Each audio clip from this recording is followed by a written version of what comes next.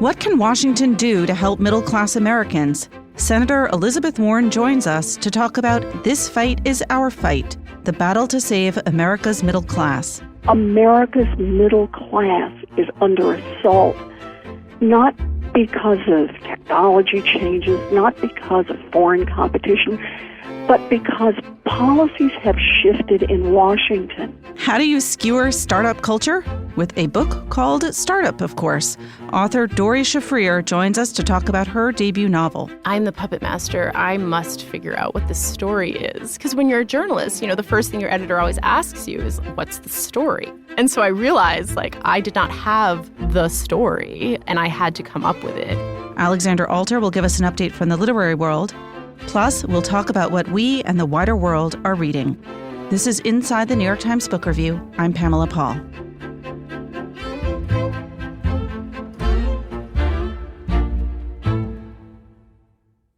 Senator Elizabeth Warren joins us now. Her new book is called This Fight is Our Fight, the battle to save America's middle class. Senator, thank you so much for being here.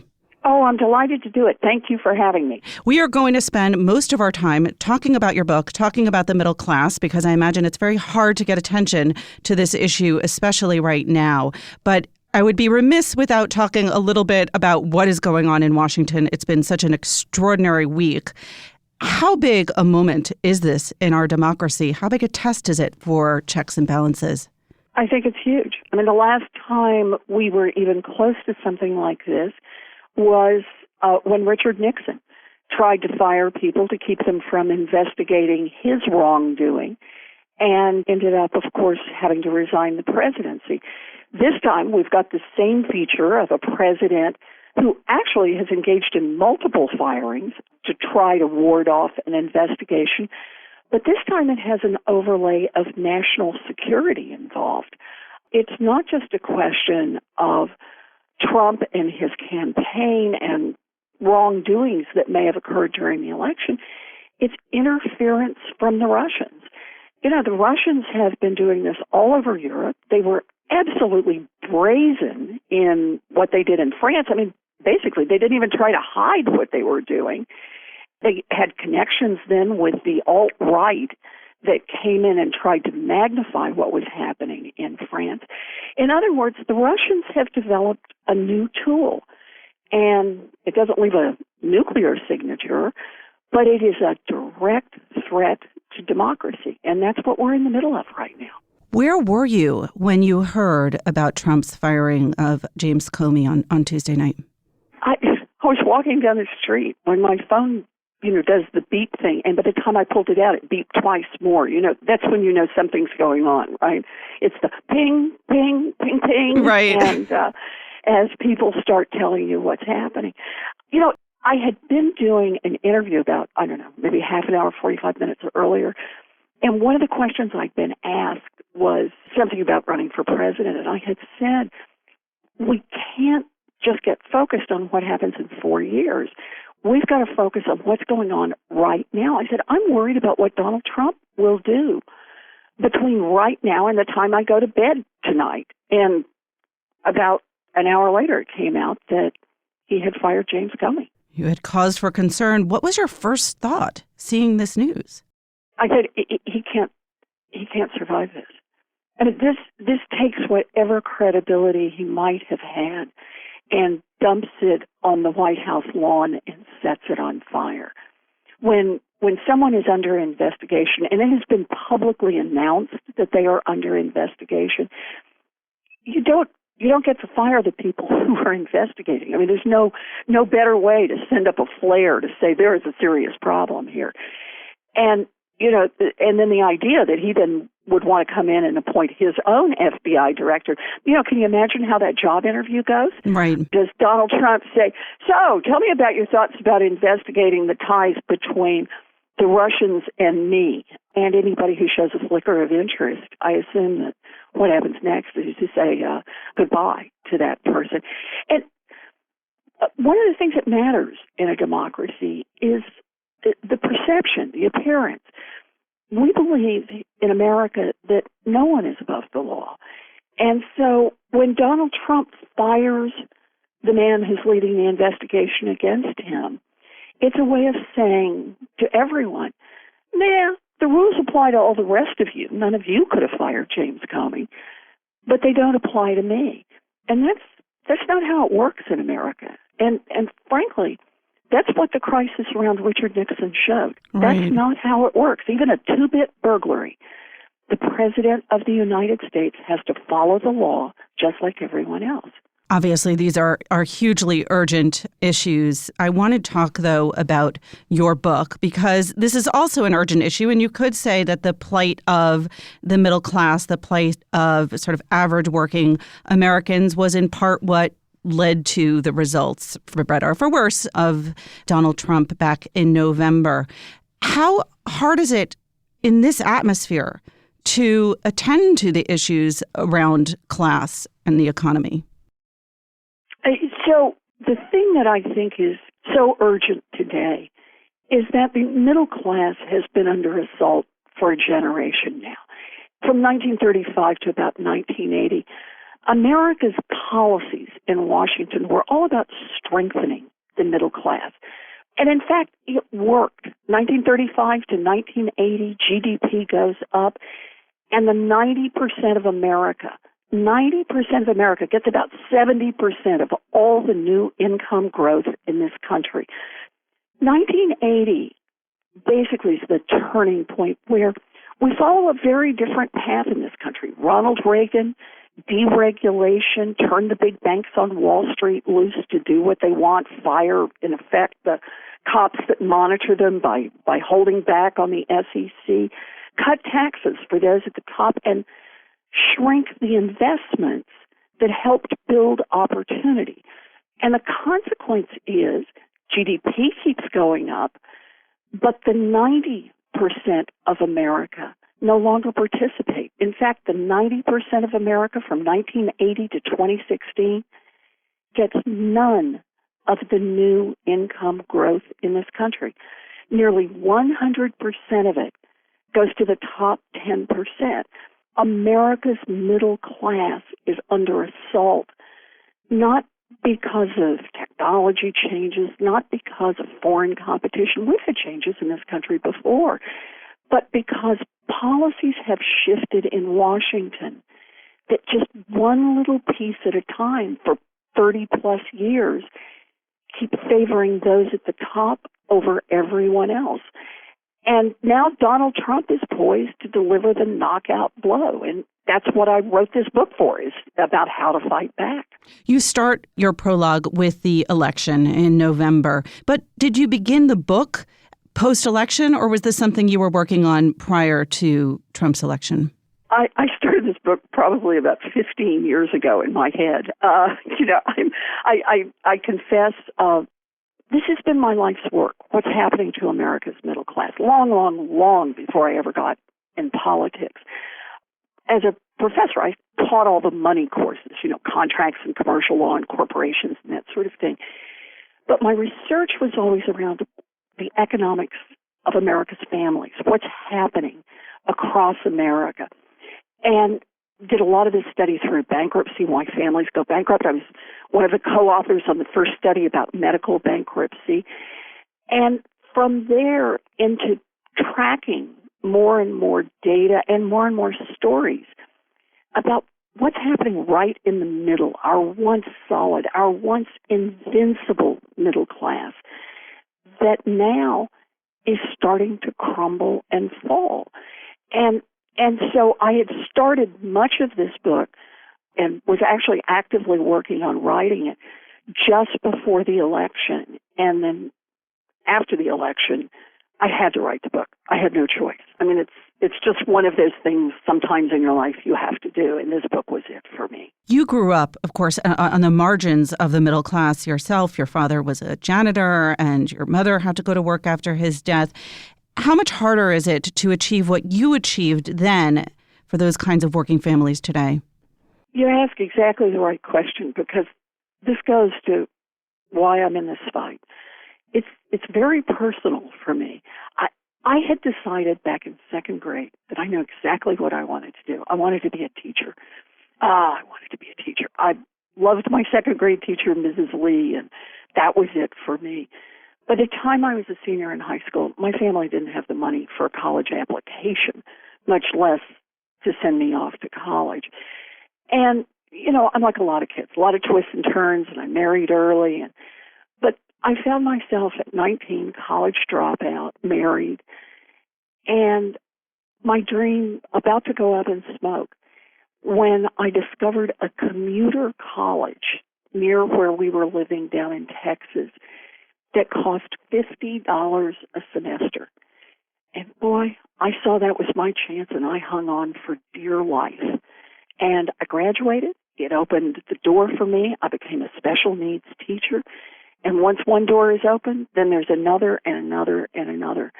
And so here I am, the daughter of a janitor who ended up as a Harvard law professor and a United States senator.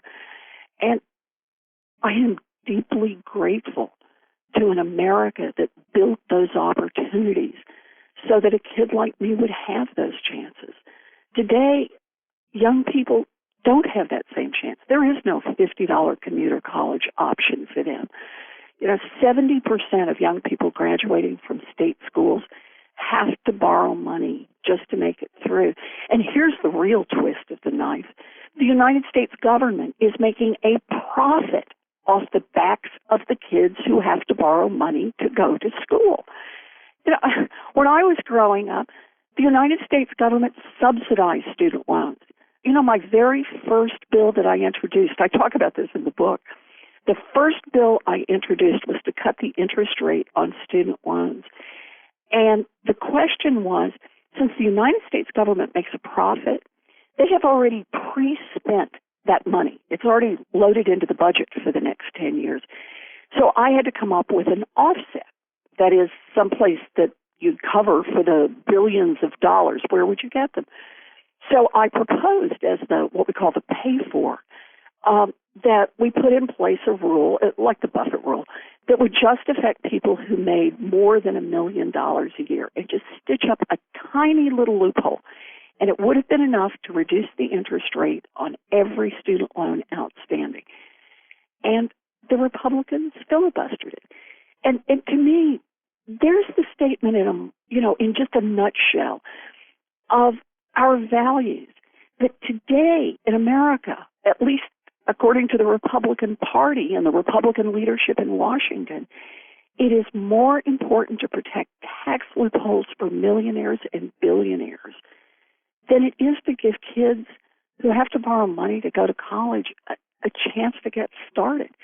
And that's morally wrong. It's morally wrong, and it's economically devastating. The Fed, the Consumer Protection Bureau, the Treasury Department have all done studies showing student loan debt is holding back our economy. Young people are not moving out of their parents' homes at the ages that one would predict. They're not buying cars. They're not buying homes. They're not starting their own small businesses. We invest in the next generation because it's right. And we also invest in the next generation because that's what creates a vibrant economy. Given the current Congress and Betsy DeVos as Secretary of Education, what is feasible at this point to address these problems? Democracy. I'm just going to be blunt. That's how I see it, and that's what the last part of this book is all about, is how to get in the fight. Because I'll just be blunt. The Democrats don't have the votes to stop much of what's going wrong in Washington. We don't have the votes in the House. We don't have the votes in the Senate. And obviously, Donald Trump controls the White House. But what we do have is our voices and our votes. And a big part of this book is to urge people to get in the fight, because getting in the fight matters. When people make their voices heard, it matters. People have to get in the fight. We have to get in the fight to save our planet. This book is ultimately, it's a book of urgency, but also a book of optimism. It says if we get in there, if we make our voices heard, we can make democracy work for us again. Democracy is our our last best hope for this country. All right, ending appropriately with a call to action with a title like your title, This Fight is Our Fight, The Battle to Save America's Middle Class, the new book by Senator Elizabeth Warren. Senator Warren, thank you so much again for being here. Thank you so much for having me. It's always good to have a chance to talk about ideas.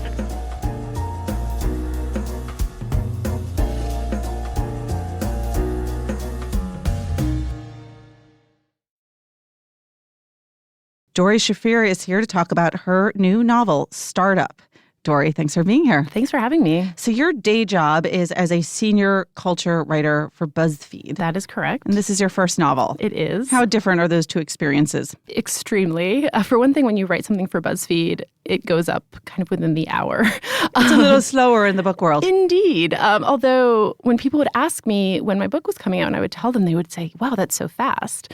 But to me, of course, it seemed kind of glacially slow, but it was very fast for publishing. So when did you write it? Did you write it sort of at night and on the margins of your day job? Well, in the morning and in the margins of my day job. I am not a nighttime person. By the time night rolls around, I'm ready to just like watch House Hunters. So I would wake up early and work. What's early? Is it like... It's not instant. It's not 4 Anyone a.m. with kids will be like, oh, that's not early. You guessed where my question was coming from. Yeah, no, like 6:30. And when did you start working on the book? I started it in January 2015, so about almost 2.5 years ago. One reason I ask is because it's a very topical novel, very of the moment about the sort of tech world, startup world. Yeah. Did you feel like you were sort of chasing the space as you were writing? A little bit. There were a couple of things that kind of stick out in my mind in that regard. One of them was I had a little bit about Vine in there. And then at some point during the revisions, Vine announced that they were shutting down. Right. And I was like, okay, I'm going to change this to Snapchat. But then at some point, I just realized that I could probably do that forever. And at some point, I was just going to have to shut it down and say, okay, this takes place at a certain time, and this is what was going on at that time. It's interesting that question, I feel like, is something that novelists who are writing very contemporary books have to grapple with, which is like how eternal do you want to be and how sort of in the moment, given how fast things are changing. Yeah. Yeah, I mean, that was also something that I was thinking about with regards to one of the central plot points of the book, which I won't give too much away, but we can just say that there's something about sexual harassment in it. And when I was writing it, the things that were kind of at the forefront of my mind were the Ellen Pao Kleiner Perkins trial and the Tinder sexual harassment lawsuit. And when I was writing it, I was kind of like, well, these things happened, and maybe by the time this book comes out, all of these issues will be resolved, but oh well.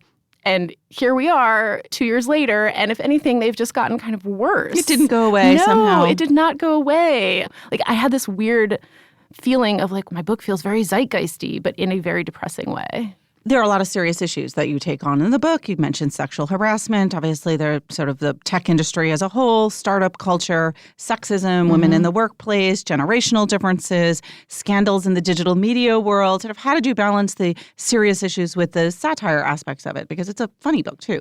It was tough. I felt like I was walking kind of a fine line. Like, I didn't want to make light of any of these very serious issues, but I did want it to have a tone that felt a little bit fun, a little bit winking. So I think a lot of that came out in poking fun at the industry as a whole and not so much at the issues themselves. Let's talk about the plot. You've got 4 main characters. It's all around a tech startup. Tell us about Takeoff.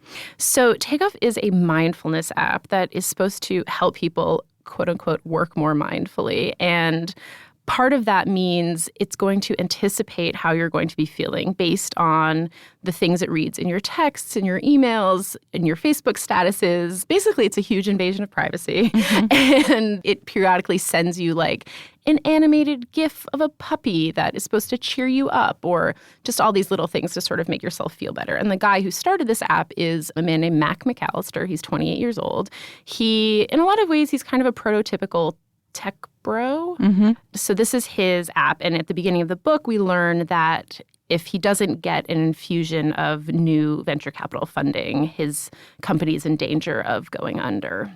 One of the things I find so striking and disconcerting about a lot of this wave, I think, of sort of tech fiction that's coming out is that all of the made-up apps and programs and websites sound disturbingly realistic. And did you know that was going to be, that Takeoff was going to be sort of the app at the center? Did it take you a long time to come up with that concept? That was something that actually came pretty early because it's not an evil thing that he's trying to do. He genuinely thinks that he wants to help people. But the way he's going about it is a little bit shady, shall we say. Or perhaps let's just say he's not saving the world in the manner that he kind of thinks he is. He has a much more grandiose notion of his impact on the world. So he's the male character, and then you have three women. Yes. So one of the women is a young journalist named Katya Pasternak. She's 24 years old. She works for a tech news site called Tech Scene. And she... Also very plausible. Indeed. And at the beginning of the book, she finds out that the metric that she's been kind of evaluated on her whole 2-year career is traffic, and that's changing to what her boss describes sort of vaguely as engagement and impact. So she's kind of thrown into a panic of, oh no, I've been this like traffic monster for the past year or so, and now I need to kind of rejigger how I'm thinking about my story. So she thinks, oh God, I need to find a big story. So that's sort of what propels her into the story. And then the third person whose perspective it's told from is a 36-year-old woman named Sabrina, and she is an engagement ninja at Takeoff, which means she runs their social media. She's kind of my real fish out of water character. She's older than most of her coworkers. She's 10 years older than her boss, Isabel. Her boss, Isabel, who has been in a sort of pseudo relationship with Mac for the last year or so. And then Isabel is kind of the fourth character around whom the plot revolves. And like I said, she's Sabrina's boss. She's also been in a relationship with Mac, and events unfold from there. You live in LA, and we tend to think of the center of all tech as Silicon Valley, but you set the novel in New York. Why did you decide to do that? So I lived in New York for about 9 years, and I have worked at startups. BuzzFeed was only 65 people when I started there. It's now about 1,500 people and has a lot of what it likes to call like startup DNA. I covered startups for a while and always felt like I was very sort of New York startup adjacent. And I was always fascinated by the way that startups in New York fit into the larger ecosystem of New York City.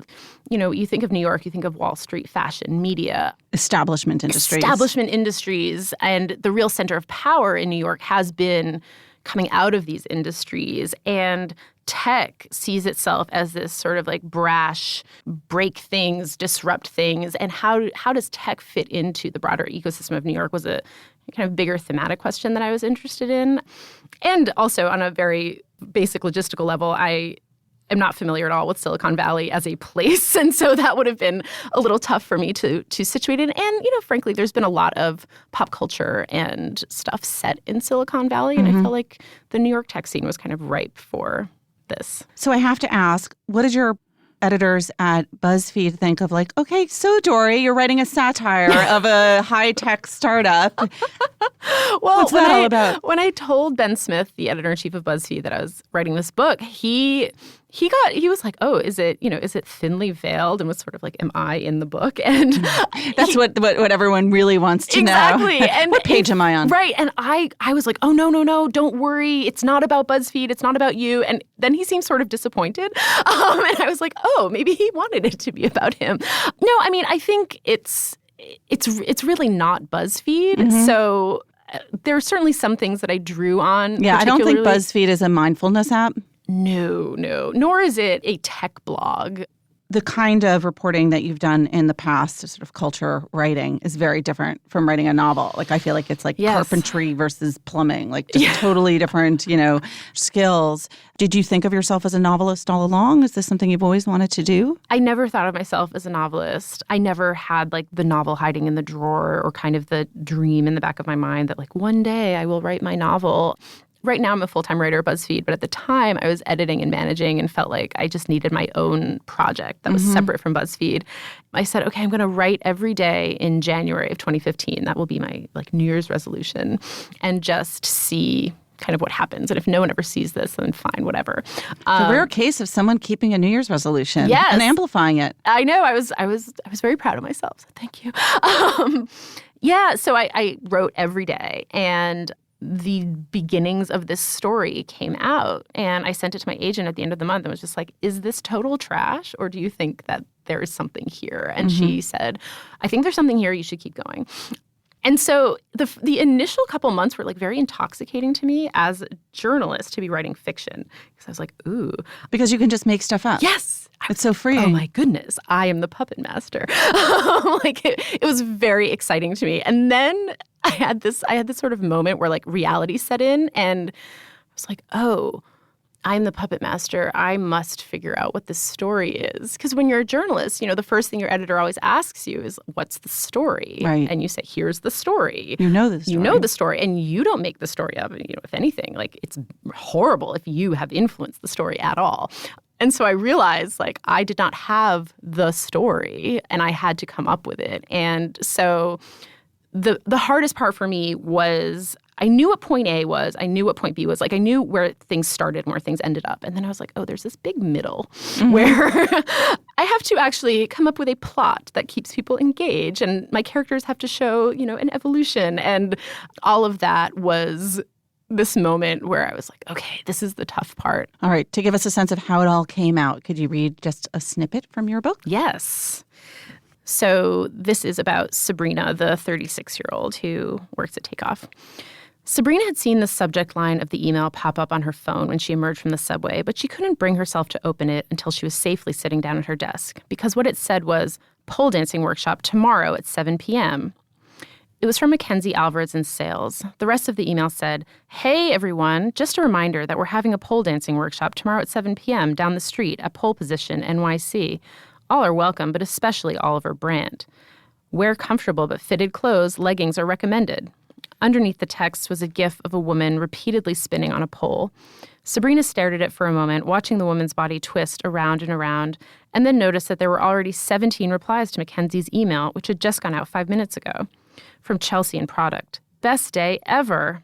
From Jenny in marketing, a gif of Kristen Wiig on Saturday Night Live saying, I'm so excited.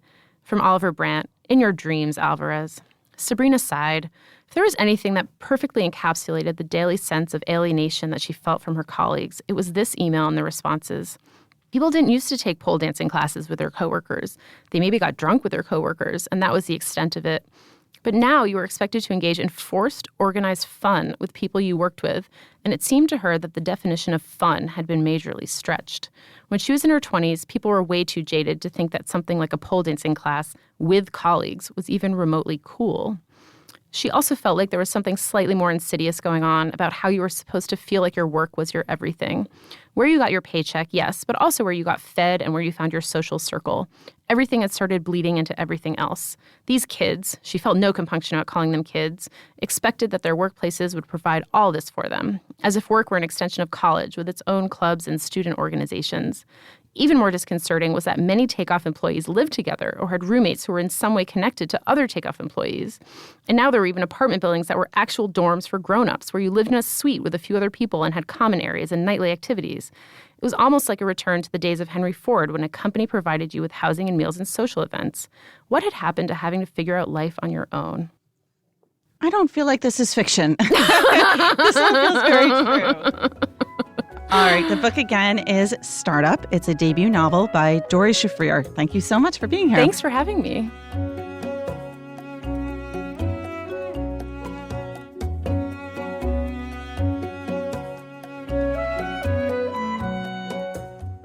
Alexandra Alter joins us now with news from the publishing world. Hi, Alexandra. Hi, Pamela. Big deals. Huge deals. There were a number of really exciting and surprising and interesting book deals announced this week. Probably the biggest names are Bill Clinton and James Patterson.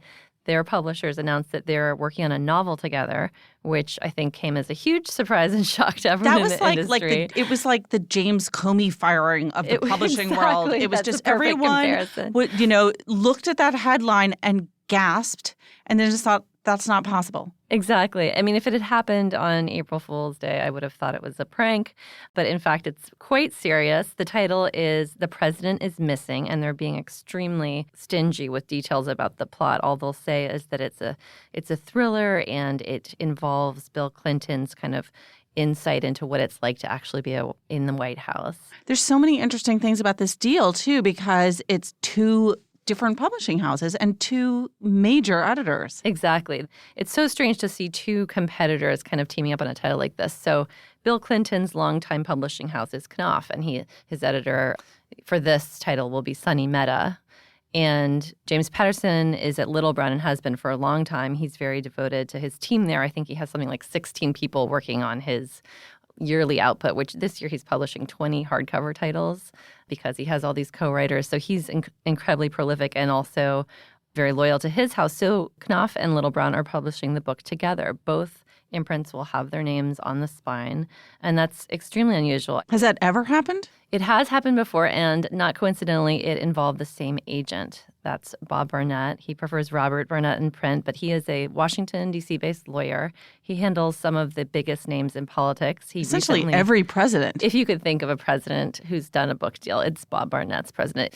He just handled the Obama's massive book deal, which is reported to be around $65 million. And he represents both Clintons. He represents both Bushes. So he is basically the go-to Washington lawyer, and he also represents James Patterson. So the last time that anyone in the publishing world could think of this happening where two different houses published a book together was his client again. It was James Carville and Mary Madeline.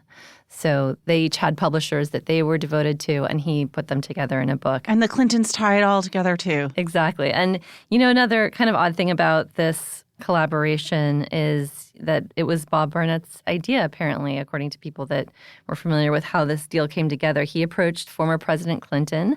He knew that he was a big fan of James Patterson's thrillers. The two of them had been golfing together and had met, and he suggested writing a novel with James Patterson. Bill Clinton liked the idea. So Bob Burnett goes to James Patterson, who is, of course, thrilled. This is probably the first time he's teamed up with an author who's even more famous than he is. And that's how it all came about. So the title, as I said, is The President is Missing, and it's coming out next summer. I was sort of tracking the book's progress on Amazon, and often when these deals are announced, it's kind of, they drum up a lot of publicity. I mean, every outlet covered this, including us. And often these, books will shoot up to the top of the bestseller list even months in advance. But it's still as of Thursday, it was hanging around 2,050 in overall book sales rankings. So people aren't rushing to get it yet. I think they might wait for a little more information about what's in the plot. So purely coincidentally, but totally hilariously, another big book deal that was announced on the same day was Curtis Sittenfeld's next novel, which is about Hillary Rodham. Not Hillary Rodham Clinton, because it's an alternative history where Hillary actually turns down Bill's marriage proposal, and she sort of follows her life from there. And of course, Curtis Sittenfeld has written about previous First Ladies. Her novel, American Wife, was about Laura Bush. So that'll be exciting. And of course, Hillary Clinton has her memoir coming out in September and will be at Book Expo, so she's not going to be left out of all the fun. Her third memoir. Her third, yes. All right, then a very different book deal? Yes, a very different book deal, but probably for some science fiction fans more exciting than anything we've talked about so far.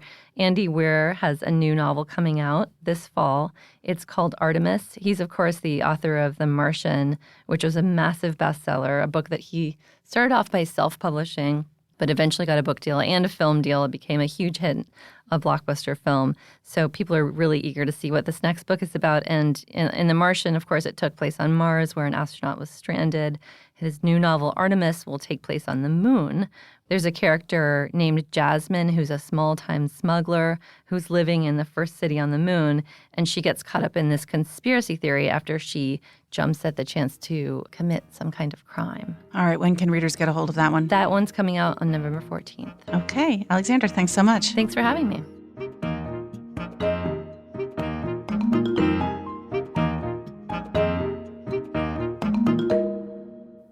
My colleagues join us now. Greg Coles, John Williams, and Parl Sagel. Hi, guys. Hey, Pamela. All right, let's start with Parl. What are you reading? So what I'm reading is prompted by the column that John writes for the book review called Open Book, and he was talking to a bunch of us, asking us what our favorite books about writing well are. And I told him. All cheated. I know I did not. Well, a little bit, just a tiny bit. But so I told him, I was like, I don't really have a manual that I love, but I've always loved and regularly reread Martin Amis's book, The War Against Cliché. Have you guys read that? Oh, 2001. Yeah. It won the National Book Critics I read it in Award. pieces. It's a collection. Yeah, of I me read too. it every year. It's one of those books that every year I go back and read again. So I told you about it and I gave you, I sort of described why I liked it. And then I went back and I've just been reading it again. And every time I mean to dip into it and I read the damn thing from start to finish. Wow. And it's a very heartening book, I think, to read, especially if you edit reviews or if you're an editor or a review writer of almost any kind, because it really does refresh, at least for me, my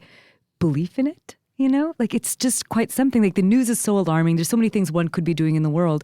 But you read Amos and you read the power of these perfectly witty, sharp, scabrous pieces. And it feels suddenly so important and fun and vital. And you do feel, or at least I feel like I'm participating in this very old tradition of what he likes to call book chat, And he says it's one of those things that, do we as humans need writing about books? Maybe not, but civilization does. And I don't know, every now and then you just need to have your faith in this sort of thing in a big way restored. And it's also so funny. And I can rattle off things by memory. On Norman Mailer, no one is so open to the power of damaging quotation. I can do this all day long. His insults are so perfect. They're like little pearls. So and we've been talking highly about recommend needing this. to sort of have our faith in just reading restored. And it's My great faith for in that almost because he's everything so needs to be lively. restored. But this book, if you're really feeling parched, go back and read this book. It's funny because speaking of insults, his father apparently was also very good at insults, and there was one common thread, just one, that I found between Martin Amis's memoir Experience and Christopher Hitchens's memoir, and that was they both told the story of Kingsley Amis, who apparently had this incredible ability to imitate his dog barking out, and now I'm going to have to go beep off, but it came out as a bark and as the phrase. And they both, I guess it was so powerful that they both wrote about it in their memoirs. Oh, I love that. Experience is another really good book. I didn't read Hitchens' memoir, but it's a great really book. Good one. So highly recommend. And the book is also broken up into just interesting sections. There's one sort of essays about writing about men, and it's sort of called Masculinity. There's a collected part about Philip Larkin, and it's just mean and refreshing and tender, and so I'm very happy with my reading this week. What are you guys happy, reading? John? John, what are you reading? Speaking of Because we're masculinity, not happy with what you're reading. Solicited groans. I'm happy-ish. I mean, I'm reading, which is good because last week I was kind of stuck. What I realized is that sometimes you just have to literally pick something that's in front of you and just say, I'm going to read this start to finish, and that'll get me off the snide. So this is what Pamela and I have coined on the podcast as an obit read. Robert Pirsig died last month at 88, and so I'm reading the only book he's known for, which is Zen and the Art of Motorcycle Maintenance. I can't believe that you haven't read that. That's like a rite of adolescence reading that thing. I've never read it myself. Well, two things. First, I read that in my male adolescence. Maybe we were the only ones who went through the male adolescence. It says really a lot more about our gender identity than I care to divulge. But what are you? I often say I'm really in touch with my feminine side. I skipped a lot of rites of adolescent passage in terms of reading. I mean, I never was into fantasy stuff. I didn't read Lord of the Rings, didn't read Dune, didn't read. There's all kinds of things I didn't read. You're going to have a This is second another one of adolescence them. now? Oh, God. It's about Confine time. it just to reading. But I think the reason I avoided this one for so long and even didn't really ever think about reading it is because I just assumed it was one of these sort of, I don't know, I thought it was like The Prophet or something. Like one of these hoo-ha books that are just full of new age soft think. But what happened was a couple of years ago, my friend Jamie Ryerson, who sort of has a very strong hoo-ha detector, said that it was a very smart and actually profoundly philosophical book and that I should read it. And then when Pirsig died, that was kind of my excuse to finally pick it up. Ryerson strikes again. Well, how do you feel? Do you agree with Ryerson? Well, I'm about 115 pages into it, and I think I mostly agree with Ryerson. It's definitely not what I had thought it was when I was younger and just heard the title. Jamie Ryerson is our University Press columnist. And an old friend of mine and just it's like a tough voracious reader. reader. Yeah. Okay, so can you describe it for people that Well, coming it's to a this book for the first time? semi-autobiographical, thinly veiled autobiographical story about a motorcycle trip he took with his then, I think, 12-year-old son and a married couple that they knew, friends of theirs, from the Midwest to Montana. And it lasted, I think, 17 days. So that's sort of the nature and observance part of it, is that, just kind of talking about the countryside they're driving through and the plains. And then the philosophical part is much weirder than I thought it would be. It's really about kind of very deep dichotomies between inductive reasoning and deductive reasoning and classical philosophy versus romantic philosophy.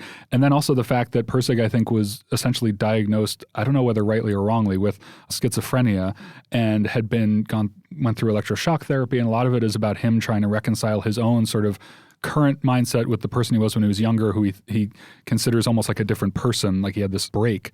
I think it's going to get a little bit repetitive in a way, but no, I'm enjoying it so far. When is it set? When did he take this It trip? was published the year I was born, 1997. No, it was published in 1974, which is the year I was born, and the motorcycle trip was in 67 or 68. So a little bit of an Easy Rider vibe, the kind of the romance of the open road. A little bit, but it's funny. Like, I thought it was going to be very pro-60s, but it's almost more a reaction against that. And it's really talking about how we reconcile, like, our desire to get away from society with actually getting into it and looking more closely at it and the way that it's formed and its systems. You annoy me with the way you make this sound newly interesting. Well, Jamie annoyed me by putting it on my list when I had signed off on it many years ago as something I didn't have to read. I I will feel like say, it's also one of those books, I feel like if you're carrying it around and you're telling people that you're reading it, they're going to look at you a little carefully. I'm a I think little- it does. It seems to announce something is up. I is all am. I'm It's a saying. beautifully designed edition I have. Yeah. It's like a modern classic edition. it but doesn't even shout but in the even way that- with the flowers and the motorcycle. But on the subway, I'm a little bit. I hide it partly. I don't really want to announce it too loudly. it's a book, as I said, I've never read it, and I've been skeptical of it for the same reasons you were. I thought it was kind of this new agey hoo-ha thing, and the edition that we have at home that my wife did read as an adolescent. So Maybe it's only for girls to read that book. Yeah. You read it to meet boys. It is pink. It's pink with the flowers and the motorcycle. And every time that we're clearing the shelves, I think, well, we can get rid of this one. And she says, oh, no, we can't. so it's got a hold, on Well, now all of you some are going people. to read it. Yeah. Greg, what are you into this week? I'm reading a book that I also have put off reading for a long time, not because I thought it was going to be hoo-ha, but because I've been led to believe over and over that this is a very difficult novel. It's Norman Rush's first novel, Mating. It came out in 1991. It's about a white female anthropologist in Botswana, where Rush himself spent some time in the Peace Corps, and his first book was a story collection called Whites that was based very much on that experience. This book obviously grows out of that experience, but it becomes kind of this extended intellectual meditation really on sex, as you'd guess from the title Mating. I'm about 80 pages in. I'm not yet at the part that everyone has told me is a big center piece of the book, where there's a guy who has set up kind of a commune, a free love commune that this... It's like a utopian society. Exactly. And this anthropologist is going to become kind of very enamored and involved with that. But I'm finding it not difficult going at all. It's got a very big vocabulary. There's an African glossary at the end, and it could almost do with an English glossary at the end because... You're saying that Rush is showing off? Yeah, exactly. It's not a difficult book, but it is a very showy book. Yes. He's... I mean, in some ways, he reminds me of Martin Amis in his facility with language. There's a great line. This anthropologist was going to Botswana to look for how the hunting and gathering experience would affect fertility, and she couldn't find hunter-gatherers in this village that she went to. She said that modern food has made its way into the culture everywhere. They're eating canned food and cornflakes. And she says, I had to hunt for gatherers. And there's just that... that punniness, that playfulness. Yeah. I think often in reading this, I said Martin Amis, but the person that's been making me think of is somebody that Amos has a big affinity for is Saul Bellow, both in its kind of intellect and its kind of strange philosophy as well. Not hoo-ha, but it gets very Well, maybe a little bit hoo-ha. It's a capacious book. It's a very capacious book. Yeah, it's fun. It's funny. I'm really enjoying it. It's fairly straightforward, except for the kind of intellect. I read it probably about 10 years ago at this point because time flies. But it's a book that would be on the list of like, it has some of the best stuff I've ever read in it and some of the goofiest stuff I've ever read in it. It's like there's a huge dichotomy in it between what I admired most about it and what I found kind of silly. Pamela, what are you reading? And can you work in the word hoo-ha? I know. I feel like that's a requirement. Can we say it one more time? No, we can't. can't. Don't. I apologize for starting. I'm going to abstain. So I'm doing my pre-Australia trip reading. I'm heading there next week to Melbourne and Sydney for the Writers' Festival and interviewing a few authors there, one of whom is Colson Whitehead, who's already appeared on the podcast, so I've got him down. And then Anne Enright I have not read and have a lot of reading to do. I've started with her most recent novel, The Green Road.